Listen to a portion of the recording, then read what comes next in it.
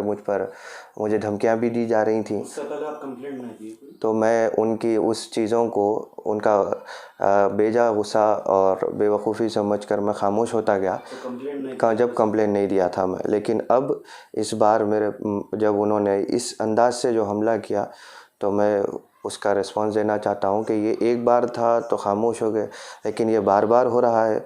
और वो धमकियां भी दिए थे और वो धमकियों को पूरी करने लगे। तो अब अगर मैं नहीं भागता अगर दरगाह से, तो मालूम नहीं था कि वो क्या कर देते।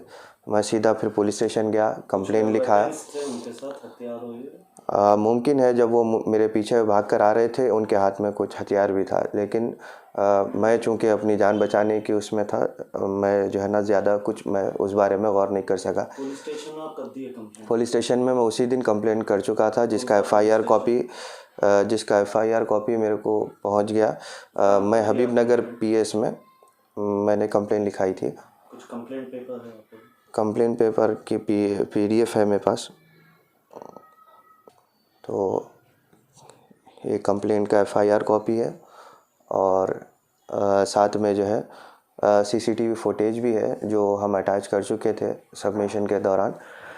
तो मैं ये समझता हूँ कि उनका हमला यहाँ पर रुकेगा नहीं, बल्कि मुमकिन है कि मुस्तकबिल में वो मेरे ऊपर और भी जानलेवा हमला कर सकते हैं, या कोई और भी किस्म के, या वो ख़ुद करेंगे या किसी और से भी करवा सकते हैं। उनके साथ में और चंद अफराद हैं और उस दौरान नाम लेना चाहेंगे?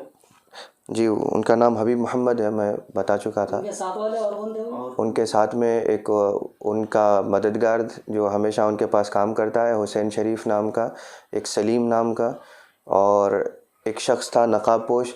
बाद में मैं मालूमात किया तो मालूम हुआ कि वो सूडान से कोई आया हुआ एक आमिल है। पता नहीं, अल्लाह पता नहीं ये कहाँ रहते हैं। मैं इन नकाबपोश बाद में मैं मालूमात किया तो मालूम हुआ कि वो सूडान से कोई आया हुआ एक आमिल है।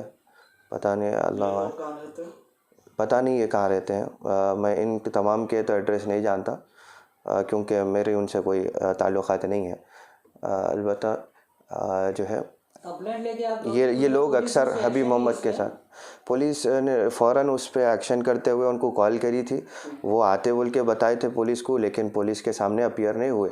और मैं ख़ुद पुलिस स्टेशन में काफ़ी देर तक बैठा हुआ था, क्योंकि वो सब कार्रवाई चल रही थी। और उस जब तक भी वो अपीयर नहीं हुए और जो है ना पुलिस एक्शन लेते हुए उनके घर पे जवानों को भेजी थी, और मालूम ये हुआ कि वो लॉक डाल के भागे हुए थे। उसके बाद से पुलिस कल भी गई थी उनके पास में, उनके घर पे कल भी लॉक था। तो वो फ़रार हैं। और हमले में आपको कुछ इंटरनल इंजर्ड हुआ? मेरे को इंटरनल इंजरीज यानी कि जो नहीं दिखाई दे रही, वो इंजरीज ज़्यादा हैं। यहाँ पर ज़ख़म थे जिसको मैं बिल्कुल 2 दिन से जी, मैं पूरा मेडिकल भी मेरा जब भी पुलिस वाले कराए थे।